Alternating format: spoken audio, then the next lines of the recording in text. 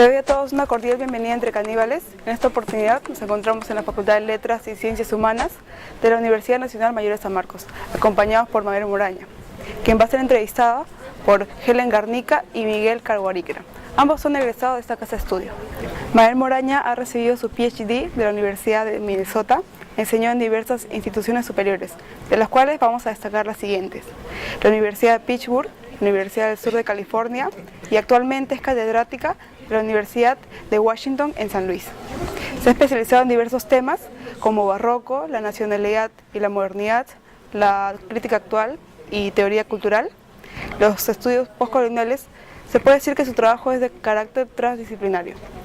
Dentro de sus libros más destacados tenemos Arguedas Vargas Llosa, Dilemas y ensamblajes, La escritura del límite, Churata postcolonial, y su última publicación fue El monstruo como máquina de guerra. Sin más preámbulos, vamos a dar iniciada esta entrevista. Mabel Moraña, buenas noches. Podría empezar la entrevista con este interrogante: transculturación, heterogeneidad. ¿Qué posibilidades tienen estos dos conceptos en los estudios culturales en tiempos posmodernos?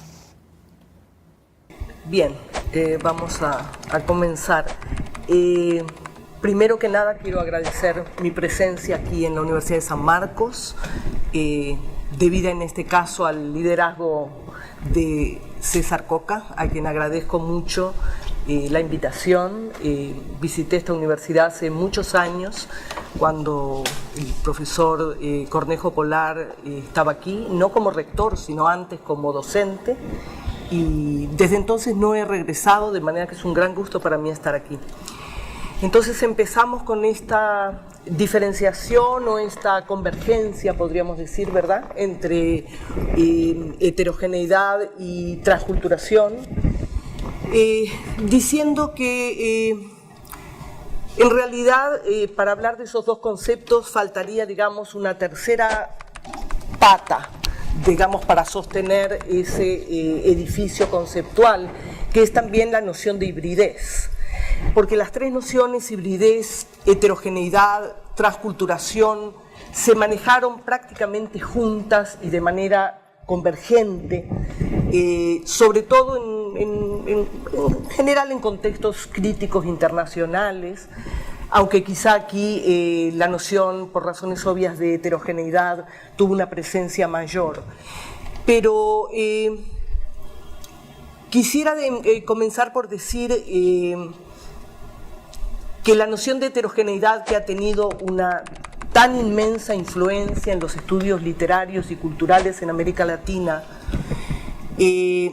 después vamos a entrar un poquito más en la de transculturación, pero la noción de heterogeneidad, que parte de Aníbal Quijano, es reelaborada por Cornejo Polar, pero tiene también una genealogía anterior, ¿verdad? Pero en la aplicación en que la conocemos en los estudios culturales, es uno de los conceptos claves, ¿verdad? Como todo gran concepto que nos parece fundamental, tiene una obviedad, ¿verdad?, que todos decimos, bueno, evidentemente esto debió haber estado siempre sobre el tapete, pero en determinado momento surge esta elaboración sobre heterogeneidad, sobre todo ante el debilitamiento de una noción central de la modernidad, que es la noción de nación, ¿verdad? Las ideas de nación, identidad, ciudadanía, consenso, después podemos quizá entrar en esas nociones, entran en colapso en determinado momento. No estamos evidentemente ya en la alta modernidad, ¿verdad? Estamos en un periodo en que las promesas de la modernidad se prestan a un desencanto profundo, ¿verdad? Los conceptos de la modernidad no parecen ya calificados para designar la realidad, y de ahí aparece todo el debate sobre posmodernidad, que es una manera de mencionar no que la modernidad se ha perdido o que se ha superado o que ha desaparecido, sino simplemente que hay procesos que rebasan los parámetros conceptuales y epistémicos de la modernidad. Y uno de ellos, una de esas ideas centrales es la idea de nación, ¿verdad?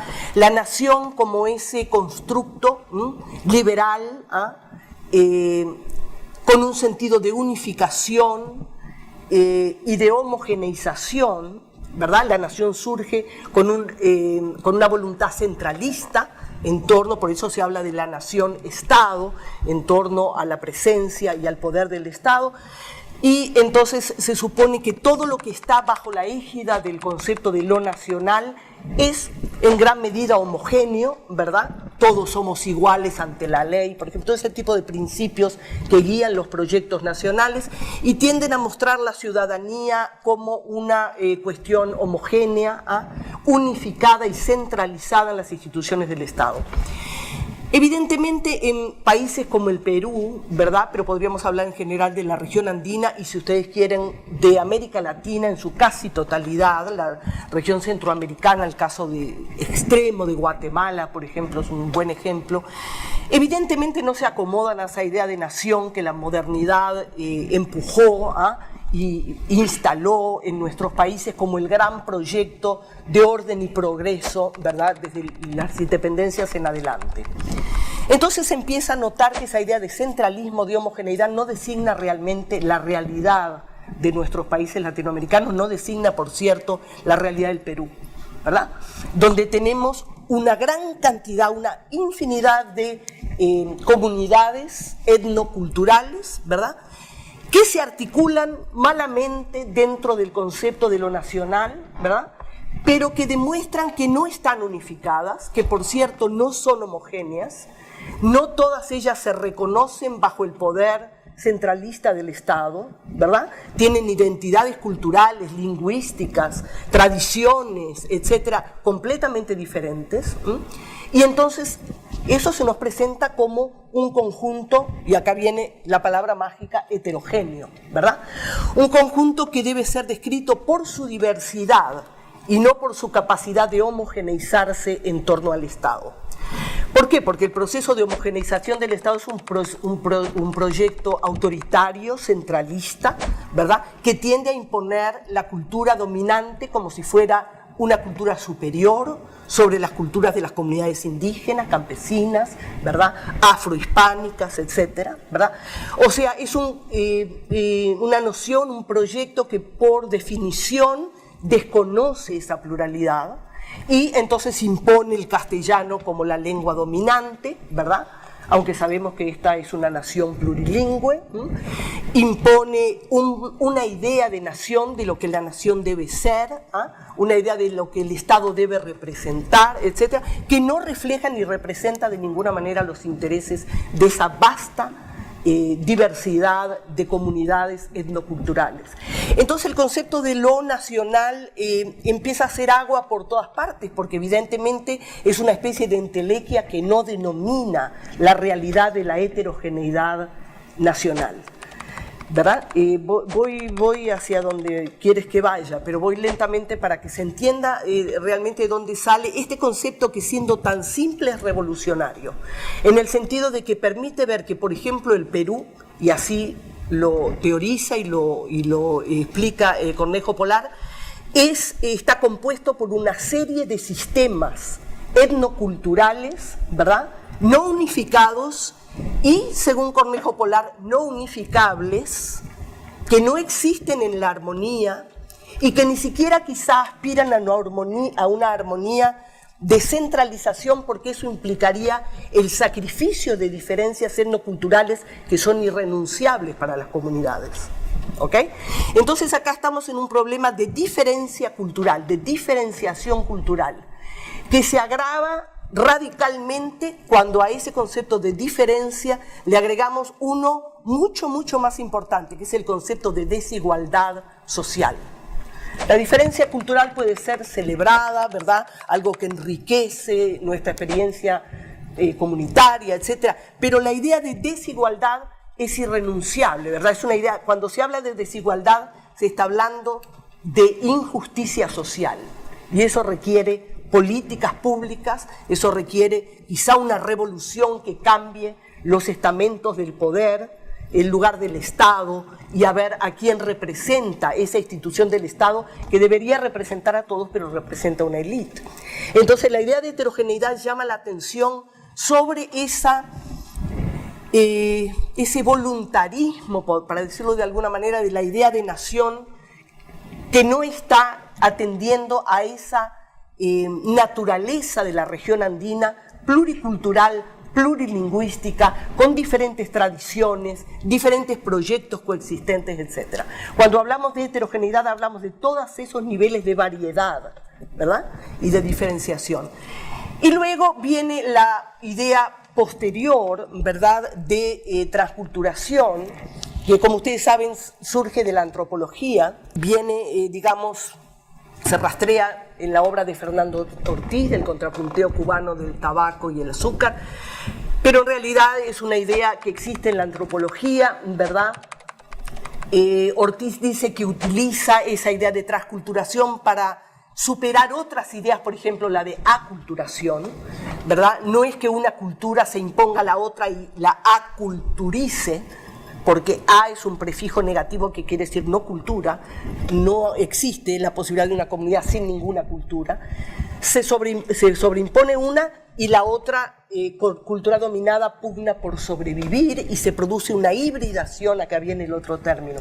Entonces evidentemente la idea de transculturación surge en combinación y es convergente, aunque diferente a la de heterogeneidad, y trata de atender al hecho de que por la naturaleza colonial o postcolonial de América Latina, que fue colonia de España y de Portugal, etc., después se liberó, pero continúa con otras formas de, para usar el término de Quijano, de colonialidad, ¿verdad?, ha recibido constantemente el flujo de las culturas europeas. Primero las que fueron las metrópolis en la época colonial y después las culturas europeas de gran prestigio, como la cultura francesa, ¿verdad?, la influencia de la cultura inglesa en otros niveles, el parlamentarismo, etc.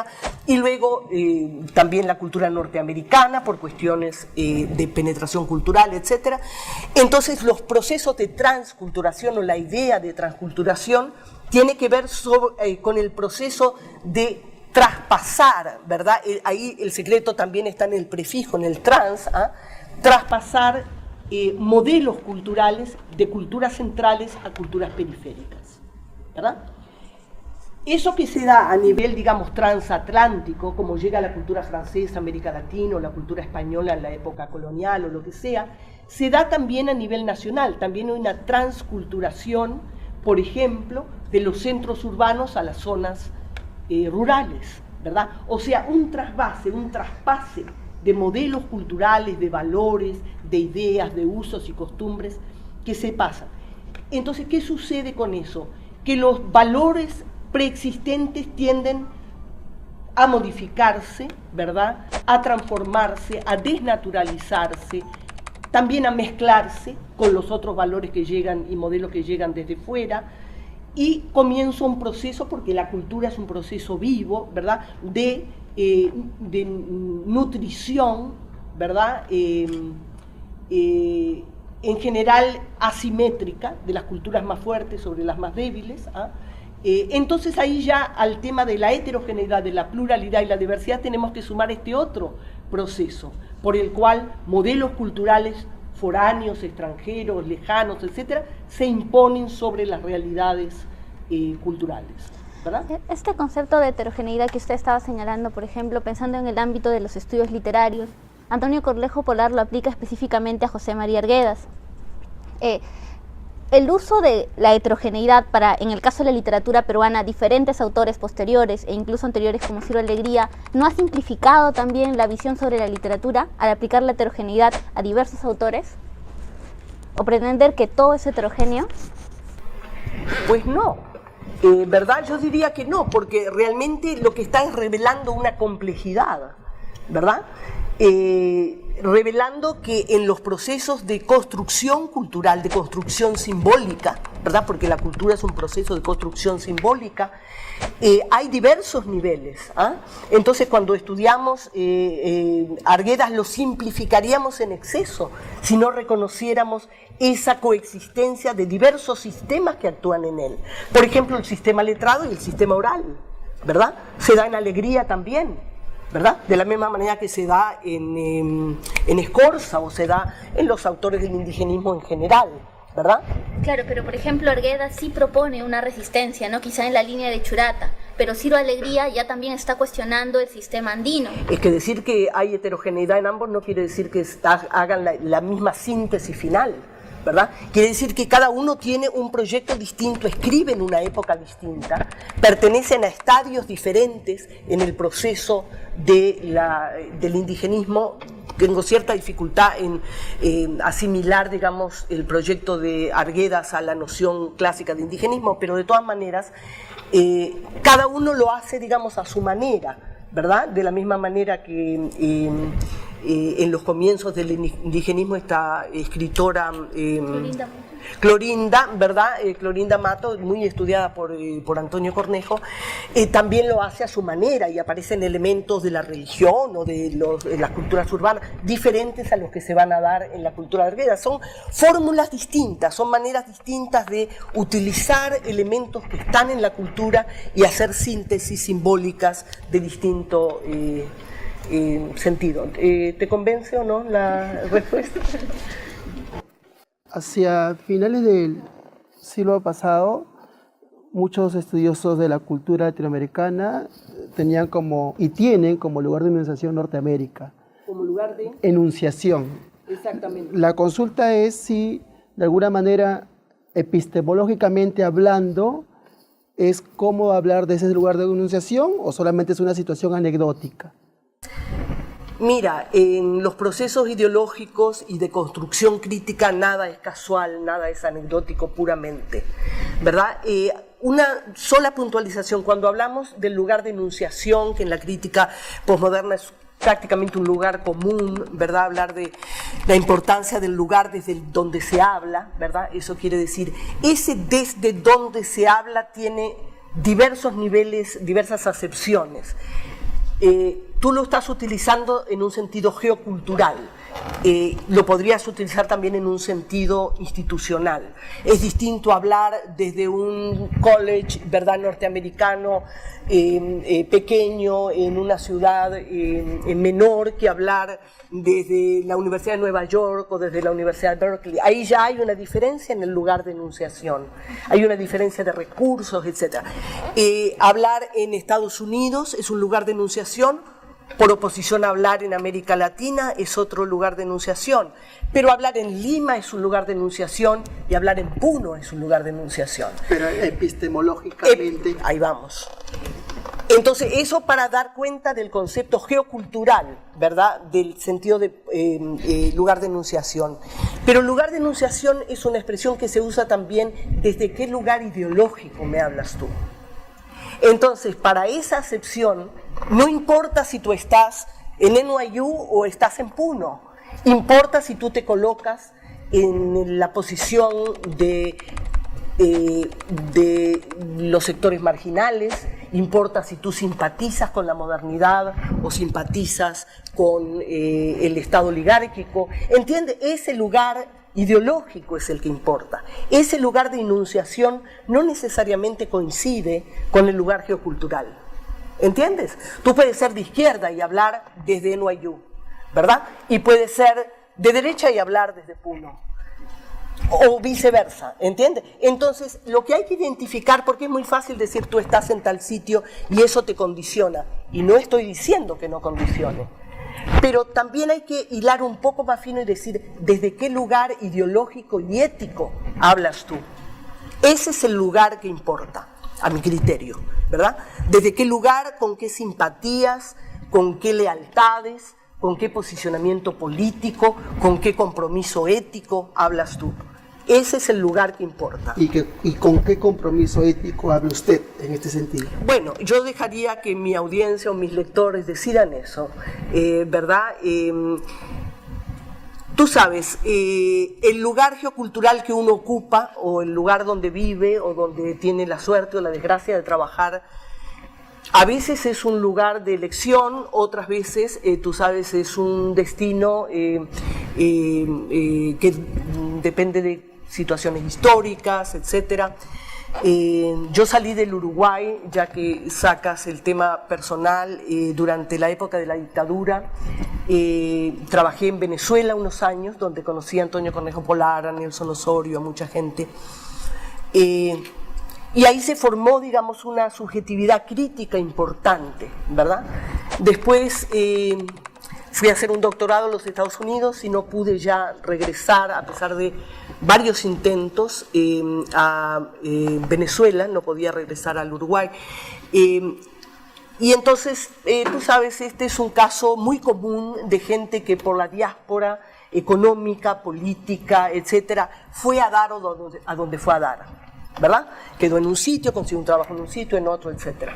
Entonces, eso no necesariamente decide desde qué lugar ideológico y ético hablas tú, ¿verdad? Hay que estudiar los textos, hay que hilar más fino, ¿verdad? Hay que saber hacer las preguntas correctas para darse cuenta dónde está el interlocutor con el que uno está hablando, ¿verdad? Dónde está éticamente, políticamente, etcétera.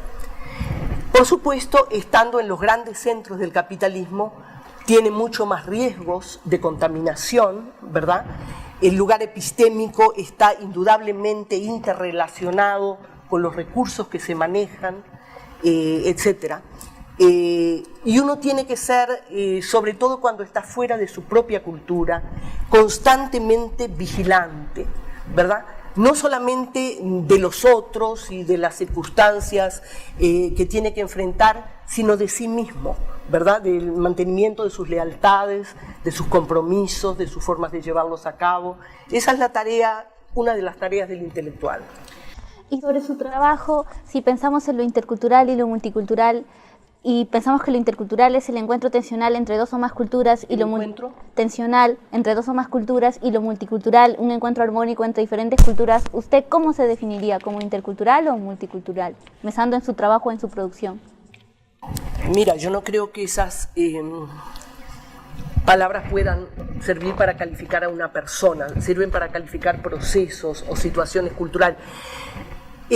La noción de multiculturalismo, que es una noción planamente liberal, ¿verdad? Sirve simplemente para indicar la coexistencia de distintas culturas. Por ejemplo, yo viví muchos años en Los Ángeles, una ciudad típicamente multicultural, donde, digamos, los barrios negros, los barrios chinos, los barrios hispanos, los barrios blancos norteamericanos existen sin tocarse, ¿verdad? Sin comunicarse, a veces esa serie de tensiones terminaban en luchas callejeras, en antagonismos, en odios culturales, étnicos, etc.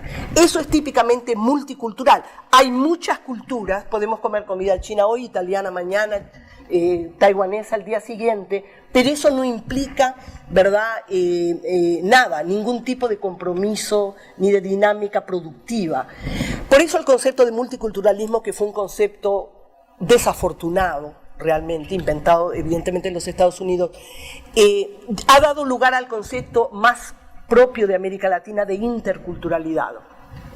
Concepto ese sí que se preocupa de ver cómo son las dinámicas de interrelación, otra vez el secreto está en el prefijo, ¿verdad?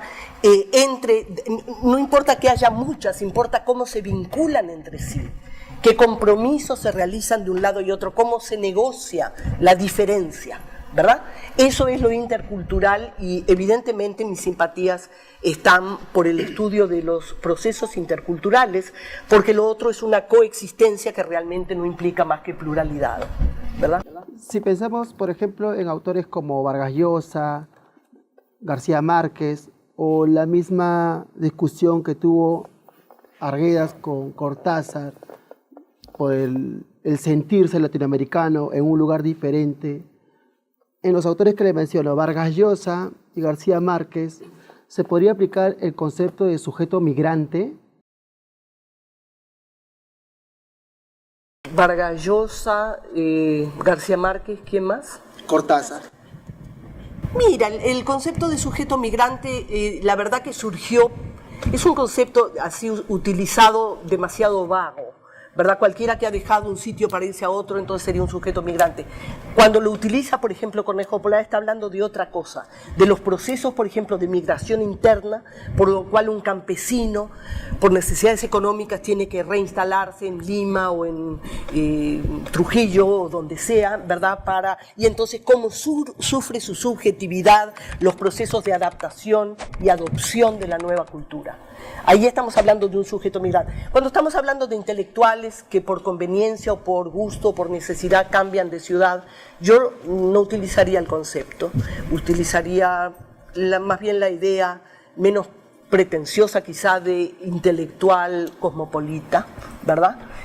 Todos esos intelectuales viajaron porque quisieron viajar. Cortázar no se exilió porque estuviera exiliado político, se fue porque le gustaba el francés, ¿verdad? El caso de García Márquez se fue también por desacuerdo con la política colombiana. El caso de Vargas Llosa, ustedes lo conocen mejor que yo, no se los tengo que describir, ¿verdad? Y además hay formas y formas de irse. Hay formas de irse y formas de volver, formas de seguir estando, pero haberse ido, ¿verdad? Mentalmente, o haberse ido y seguir estando, ¿verdad? Como en el caso de Arguedas, en muchos contextos que abandonó, pero con los cuales seguía vinculado visceralmente. ¿Entiendes?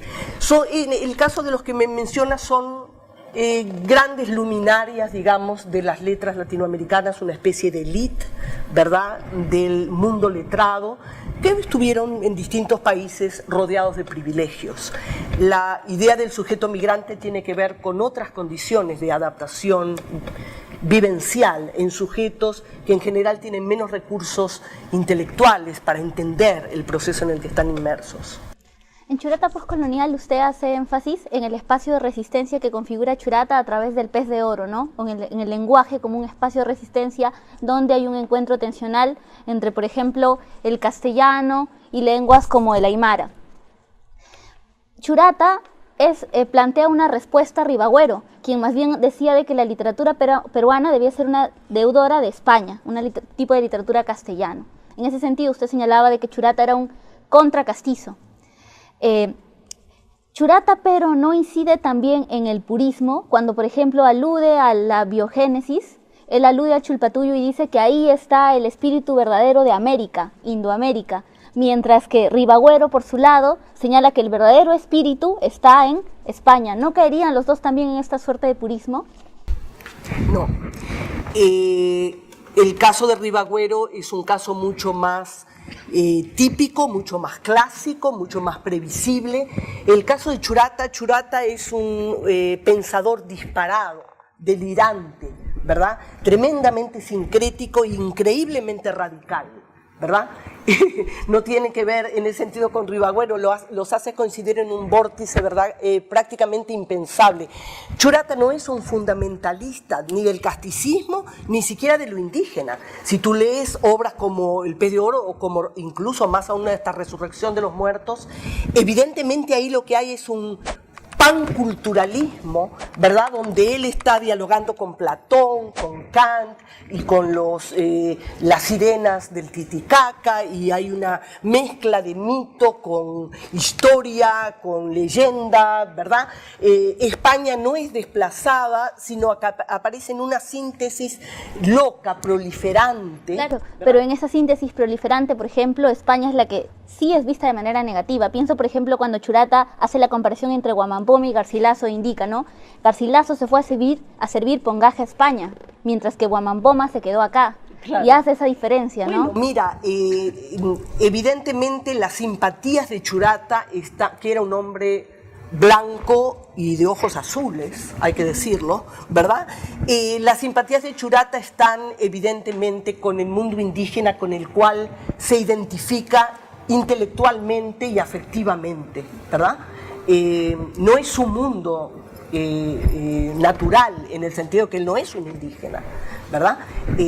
Técnicamente tampoco lo es Arguedas, ¿verdad? Es un hombre blanco, blanquísimo. Sin embargo, otra vez, la importancia es el compromiso intelectual, afectivo, ideológico, ético, ¿verdad? Y Churata lo que quiere es reivindicar el lugar de la cultura indígena como un interlocutor válido de las culturas europeas. Evidentemente, el gran resentimiento, no solamente de Churata, ni solamente del Perú, sino de toda América Latina respecto a la colonia, el resentimiento hacia España es innegable, ¿verdad? ¿Verdad? Esa fue la forma de colonialismo que eliminó millones y millones de pobladores que después llamaron Nuevo Mundo. Evidentemente hay mucho para reprochar al colonialismo español, no más quizá ni menos que al colonialismo norteamericano, pero de todas maneras las simpatías de Churata ahí están por un reforzamiento del lugar que tiene la cultura indígena a la par de las culturas europeas. Es lo que está en una requisitoria fuertemente radical contra el occidentalismo, ¿verdad? En el sentido de que quiere destruir las bases y decir, a ver un momento, las culturas no occidentales de América Latina, que existían mucho antes de que el occidente fuera conocido en el Nuevo Mundo, tienen un lugar a la altura de Platón, ¿verdad? Tienen un lugar a la altura de los grandes filósofos y literatos del mundo, ¿verdad? Entonces crea un sincretismo tan furibundo, ¿verdad? Y tan productivo, porque desarticula el mito de lo nacional, ¿verdad? El mito de la relación de la madre patria, etcétera, y muestra que el mundo es muchísimo más amplio y más ajeno, más ancho y más ajeno de lo que gente como Ribagüero querría reconocer, ¿verdad? Quisiera referirme al libro Crítica Impura, en el cual se señala que de alguna manera a inicios del siglo XX la línea marxista era una línea de lectura para la literatura que innovaba los estudios literarios. En la perspectiva de Mariátegui, pensando, menciona usted de que era propicio en la medida en que el continente latinoamericano no podía estar supeditado a sustancialismos. La perspectiva de Mariátegui es nacionalista, no es esa palabra sustancialismos. Ajá. Entonces, la perspectiva de Mariátegui es nacionalista. ¿Este nacionalismo no es una especie de sustancialismo? La perspectiva de Mariátegui es nacionalista. Bueno, depende cómo entiendas tú frases como peruanicemos al Perú, ¿verdad? Mariátegui era peruano y tendría su buena dosis de nacionalismo, pero Mariátegui es marxista y es sobre todo un internacionalista, ¿verdad? Mariátegui tiene una gran preocupación continentalista. Mariátegui cree en el proletariado, ¿verdad? Como la clase de vanguardia que va a realizar una revolución que va a invertir una especie de Pachacuti, ¿verdad? Que va a poner el mundo cabeza abajo, que va a crear un mundo más justo, ¿verdad? Está guiado por la utopía del socialismo. Y sin embargo, la dosis de nacionalismo que tú señalas, que yo no enfatizaría porque no es lo más importante en Mariátegui, tiene mucha importancia porque lo dice el propio Mariátegui y es una gran lección para la izquierda latinoamericana. Nunca olvidemos que en la base de nuestro pensamiento de izquierda, de nuestro pensamiento revolucionario, está la matriz liberal. Nunca nos vamos a poder, y lo dice Mariátegui, ¿verdad? Uno de los grandes teóricos del marxismo, no solamente en la región andina, sino a nivel internacional, ¿verdad? Y él reconoce que todo lo estamos pensando desde una matriz liberal, que es inconsciente, que está en la subjetividad colectiva de América Latina, y que entonces de alguna manera tiñe nuestra interpretación y nuestras formas de conciencia social, ¿verdad? Entonces sí hay la problemática de lo nacional porque es lo más inmediato, pero Mariátegui es un gran visionario, ¿verdad? Y Mariátegui se da cuenta de que lo nacional debe ser inscrito directamente dentro de lo internacional, hoy diríamos de lo transnacional. Hay una globalidad, en ese momento no se llamaba así, pero que Mariátegui percibe, en la cual América Latina debe redefinir su inserción. La gran problemática de Mariátegui es cómo reinscribir a América Latina en el contexto internacional y también dar las batallas a nivel nacional que hay que dar, ¿verdad? Está Leguía, está, ¿cómo se llamaba? Cerro, ¿cómo se llama el dictador? Sánchez Cerro, ¿verdad? Está toda esa problemática y está el gran tema del populismo con Leguía. Mariátegui está respondiendo a todos esos frentes y tratando de entender cómo teorizar el lugar político, ideológico del indio, como dice él, en el contexto de lo nacional. Él se da cuenta que el tema del indio está siendo cooptado por Leguía, por el Estado. ¿Por qué? No porque se les haya encendido la conciencia ética y digan estos sectores marginados hay que incorporarlos, no, sino porque los procesos de industrialización en el Perú de ese momento, la furiosa modernización, los procesos de urbanización, las factorías, etcétera, que requieren mano de obra barata, están incorporando al indígena que ya está en las ciudades como obrero no calificado, como trabajador barato, etcétera, pero de los cuales necesita el proyecto modernizador del Perú.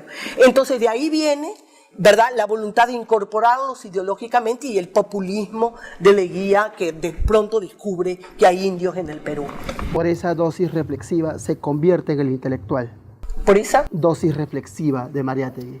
Pues esa capacidad visionaria, digamos. Se convierte en un intelectual porque es un hombre de una inmensa inteligencia y porque tiene una sólida formación marxista y entiende. Mariátegui entiende una cosa que muchos intelectuales o muchos teóricos o profesores todavía no incorporan suficientemente, y es la idea de que en los años 30, y los años 30 en el Perú particularmente, son un gran momento histórico y geocultural, porque en la mentalidad de Mariátegui, en el proyecto Amauta en general, en Labor, etcétera, está la clara conciencia de que por primera vez, no en el Perú, sino en América Latina y en el mundo occidental, ha surgido un modelo de interpretación de la historia alternativo al liberal. Es la única vez en la historia de América Latina que tuvimos un modelo de interpretación alternativo al liberal y que da una explicación exhaustiva y impresionante a través del marxismo del funcionamiento del capitalismo. A propósito del intelectual, para usted, ¿Vargas Llosa será el intelectual progresista o representaría la crisis del intelectual? Me has hecho dar un salto de Mariátegui a Vargas Llosa, demasiado violento. A ver, vamos a cambiar el canal.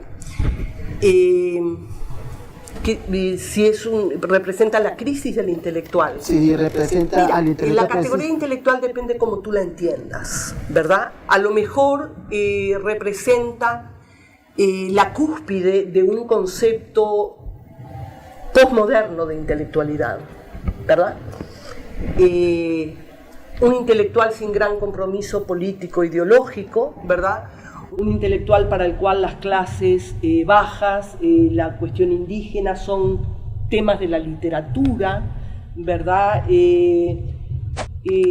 Toda esa manera mediática que estudié bastante en mi libro de Vargas Llosa muestra un alejamiento tremendo del modelo de intelectual moderno, utilizando acá moderno en el mejor sentido de la palabra, de Mariátegui. Mariátegui es un modelo de intelectual comprometido, de intelectual cuyo pensamiento cambia el mundo, definitivamente, es antes y después de Mariátegui, ¿verdad? No hay un antes y un después de Vargas Llosa, ¿verdad? Hay una obra literaria de gran envergadura, de gran sofisticación estética, etc. Y representa un modelo de intelectual más laxo, mediático, egocéntrico, que le gusta escuchar su propia voz, ¿verdad? Que opinan de cualquier tema, ¿verdad? Que es actor de teatro y personaje, ¿verdad? Ese carácter performativo. Contrapone a eso Mariátegui en la silla de ruedas, ¿verdad? Pensando la nación peruana. Precisamente en este enfoque que hacía de Mariátegui, la división que hace Mariátegui, por ejemplo, es a partir de los estudios socioeconómicos, ¿no? Cosmopolita, colonial y nacional. Y también Cornejo Polar, por ejemplo, recoge de las ciencias sociales conceptos como heterogeneidad, sujeto migrante y totalidad contradictoria. Específicamente en los estudios literarios, ¿estos conceptos siguen siendo pertinentes? ¿Qué conceptos? Los conceptos, por ejemplo, de heterogeneidad, de totalidad. ¿Considera que aplicar o recoger conceptos provenientes de otras disciplinas son pertinentes todavía en la literatura? Yo no sé, el concepto de disciplinas prácticamente ya no se usa. Se considera una cosa súper anticuada, ¿verdad? Hoy en día el conocimiento es súper integrado. ¿Cómo podrías tú estudiar literatura o cualquier cosa sin el concepto de Aníbal Quijano de colonialidad? No entenderías una gran cantidad de cosas. ¿Cómo podrías no traspasar los estudios, digamos, de las ciencias sociales a la literatura si todo forma parte? Y todos esos recortes disciplinarios fueron hechos en la época del positivismo y después ha habido grandes congresos. Wallerstein, que ha creado el concepto de sistema mundo, que ha trabajado y publicado convergentemente con Aníbal Quijano, cosa que no se da todos los días, ¿verdad? Fueron de los grandes animadores de la idea de que hay que trabajar transdisciplinariamente, ni siquiera interdisciplinaria, que las disciplinas, y según Wallerstein, ¿verdad? Y Quijano estaría de acuerdo, en gran medida las ciencias sociales han sido responsables de gran parte de los problemas de mala interpretación de los procesos latinoamericanos, por no haber permitido que la antropología pusiera su parte, que las humanidades hicieran su parte, que la filosofía interpretara, ¿entiende? Entonces el trabajo de interpretación de lo social y de construcción de la conciencia social no puede recortarse disciplinariamente. Ese es un invento del pasado, ¿verdad? Hoy en día trabajamos de otro modo, si no, no nos podríamos plantear las preguntas que van a cambiar las respuestas. ¿Comprendes? Claro, entonces usted, por ejemplo, estaría en desacuerdo con esta sección de la crítica que señala que hay que volver a lo literario porque aplicar categorías provenientes de los estudios culturales o de las ciencias sociales lo que ha hecho es más bien una suerte de, se ha olvidado el objeto de estudio, ¿no? No, nunca había oído esa posición hasta... El debate que hay sobre los estudios culturales, por ejemplo, en el sentido de que... ¿Dónde está el debate? Hay artículos, por ejemplo, que señalan, donde está inscrito Edgar Lander, por ejemplo, está inscrito Edgar Lander, o cuando se habla del sujeto subalterno, se hace mucho hincapié en que estas categorías provenientes de las ciencias sociales han quitado la especificidad... Pero si son de las ciencias sociales. No, claro, pero me refiero a que, o sea, tomar parte de los estudios culturales ha incidido, al menos también acá en San Marcos, hay una suerte de bipolarización, ¿no? O polarización entre los estudios culturales han servido o no a los estudios literarios. ¿Usted indicaría? Es una discusión que me parece inútil, realmente poco productiva. La dirección del mundo va, más allá de que yo haya estudiado literatura y quiera defender mi pequeño feudo porque me siento insegura de hablar con un sociólogo, en fin, más allá de esas pequeñeces, digamos, ¿hacia dónde va el mundo? El mundo va hacia un conocimiento integrado.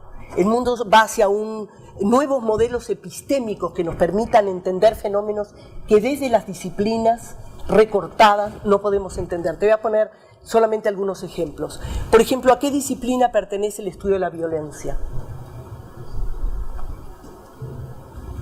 La literatura está llena de descripciones de la violencia, fenómenos, anécdotas, etc. ¿La violencia puede ser entendida solo desde la crítica literaria? ¿O compromete también a la sociología, a la economía, a la política, a la antropología, ¿verdad? Y también a los estudios literarios y humanísticos, sin la más mínima duda, y a la filosofía. Entonces hoy en día, digamos, estos libros que son solamente los que yo he podido escribir, pero digamos, la producción actual no puede recortar. ¿Cómo entiendes tú, digamos, el fenómeno del narcotráfico, representado en una gran línea de la literatura actual? ¿Desde la literatura? ¿Cómo tomas una posición a ver si el narcotráfico depende de la incapacidad del Estado o depende de grupos de interés que funcionan al margen de la ley? ¿Cómo explicas las interrelaciones entre esos grupos y los sectores populares y los sectores aristocráticos? O sea, la gran problemática de hoy, como narcotráfico, violencia, terrorismo, ¿a qué pertenece el terrorismo? ¿A qué? Entonces, porque aparezca dentro de una novela o de una obra literaria, ¿tú vas a considerar que es un tema literario? Sinceramente, el artículo que produzcas a partir de esa premisa no lo quiero leer yo, ¿verdad? La gente quiere fenómenos donde converjan las disciplinas para explicar fenómenos donde converge la problemática social. ¿Comprendes? Entonces, lo que pasa, disculpa, sé que tienen un libreto, pero quiero decir una cosa, lo que pasa que estos cambios epistémicos, para usar una palabra que indicabas tú antes, que son cambios en las matrices mismas del conocimiento, que se han producido y se están produciendo en las máquinas, digamos, de funcionamiento cultural, sobre todo en los grandes centros, ¿verdad? Lima es un gran centro de producción cultural. Esos cambios a nivel intelectual no se han traducido, y este es el gran problema, a nivel académico. Incluso en los Estados Unidos la gente todavía va y se inscribe en un departamento de sociología o de historia o de humanidades pero en realidad el trabajo que hacen, porque intelectualmente ya todo el mundo está en otra cosa, es tomar temas de esas disciplinas, pero problematizarlos desde todas las otras. Y entonces los departamentos animan mucho a que los estudiantes tomen cursos fuera de sus departamentos de origen. Vaya a historia, hable con los antropólogos, estudie ciencias políticas, vea los estudios de arte, vaya al departamento de filosofía. Y ahí configura usted un perfil intelectual donde siempre su ángulo puede ser el que usted quiera, pero no a costa de ignorar las otras perspectivas. ¿Comprendes a lo que voy? Esa suma de sociología, de etnología, de literatura, de antropología, se puede sintetizar en la imagen de Arguedas. En la imagen, perdón. En la imagen de Arguedas se podría sintetizar esa suma. En el estudio que usted le dedica a Vargas Llosa y Arguedas, presenta a Arguedas como el intelectual a partir de que se concibe en él toda esta suma de disciplinas también. ¿Podría explicarnos más o menos cómo apertura esta idea en su libro? ¿Cómo qué? ¿Cómo explica esa idea en su libro? La idea de Arguedas como intelectual a partir de que es un autor que en su obra suma la antropología. Arguedas, ustedes lo saben mucho mejor que yo, es un intelectual atípico, ¿verdad? Es un escritor genial, ¿verdad? Es un escritor que no cabe en ningún casillero, un escritor más allá de su tiempo, un escritor que da un salto adelante, ¿verdad? Tiene muchos aspectos de su obra que pertenecen a la problemática de la posmodernidad. Arguedas se habría muerto 2 veces si le hubiéramos dicho una cosa así, pero evidentemente estaba mucho más adelante el tema de la interculturalidad, como él lo trabaja, etc. Y sí tiene un perfil multidisciplinario, si quieres ponerlo así. Y él no ve la distinción. Para él escribir todas las sangres es igual que tener una colección de artefactos de cerámica indígena, es igual que estudiar la música. Él no ve una distinción porque entiende lo que yo estoy tratando de explicarles ahora, que la cultura es una sola y que la subjetividad indígena se expresa en distintos registros para decir lo que quiere decir a través de distintos recursos.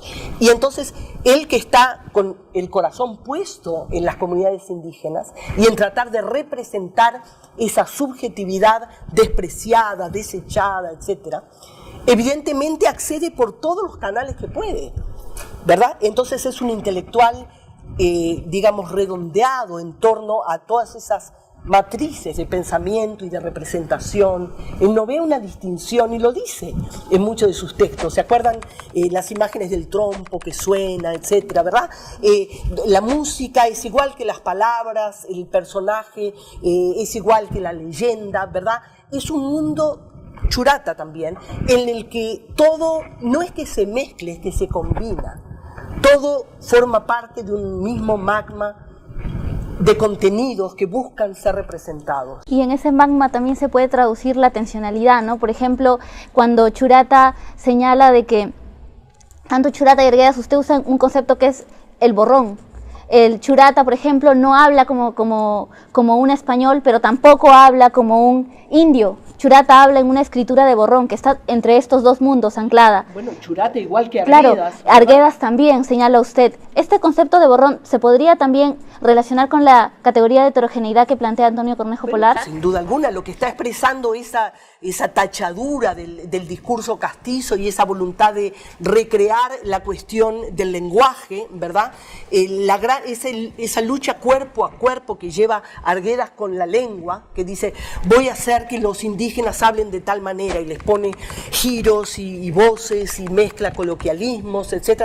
Y de pronto para y dice, pero nadie habla así realmente, ¿qué estoy haciendo? ¿Verdad? Y entonces intenta escribir en quechua y dice, ahora nadie me entiende. O sea, la gente en la ciudad, porque él pertenecía y quería pertenecer al mundo letrado, ¿verdad? Y dice, pero si escribo en quechua no me entiende nadie, y si escribo en español, entonces la gente sobre la cual escribo no me entiende. Y ese es un drama nunca resuelto en Arguedas, porque es irresoluble, ¿verdad? Y Churata lo mismo, Churata que trata de ser indígena, pero no es, y trata de hablar un quechua aymara, pero no lo sabe, ¿verdad? Sabe una cantidad de palabras, ¿verdad? Entonces ustedes ven ahí una inflexión del indigenismo, la voluntad de ser otro, ¿verdad? La voluntad de identificarse con esa subjetividad agobiada del indígena, marginada, despreciada, etc. Pero es un voluntarismo del intelectual urbano, o sea, por último, ¿verdad? No podemos desconocer eso, el mismo Arguedas lo sabe. Y es uno de los grandes dramas, uno de los grandes temas de sus depresiones y de sus cuestionamientos, ¿verdad? Saber que él realmente está entre dos aguas y ese entrelugar que él habita es difícil, tremendamente conflictivo, ¿verdad? Queríamos agradecer por la entrevista y queríamos darle un minuto y medio que desee para decir algunas ideas que puede haber faltado en la entrevista. Bueno, yo creo que ya he dicho demasiado. Agradezco mucho a ustedes, a todos, la voluntad de recibirme, la inteligencia de las preguntas, la paciencia de escuchar las respuestas. No tengo nada más que decirle que mi agradecimiento, ojalá en una visita posterior los pueda visitar otra vez. Les muestro solamente la tapa de mi último libro, El monstruo como máquina de guerra. Es un estudio filosófico y político, también literario y también fílmico, desde el punto de vista de las comunicaciones, para que vean que las disciplinas se contagian unas a otras, sobre el tema de la monstruosidad. Hoy pienso que es mi mejor libro, pero a lo mejor no es. Tendremos que ver cómo lo reciben los lectores. Pero es un libro que me gusta mucho porque da lugar a mucha polémica y a muchos desacuerdos y que sirve para pensar el mundo de hoy, cómo se construye al otro como un monstruo, ¿verdad? Y que se gana y que se pierde. Pero hay mucho estudio filosófico y político, ¿verdad? Detrás. Entonces, nada más, mi agradecimiento. Gracias. Sí, gracias. Esto ha sido toda esta entrevista a Mabel Moraña. Los invito a todos a que nos puedan seguir en nuestras redes sociales, que es entrecaníbales.net. Muchas gracias a todos los presentes. Con ustedes se despide Entre Caníbales. Buenas noches.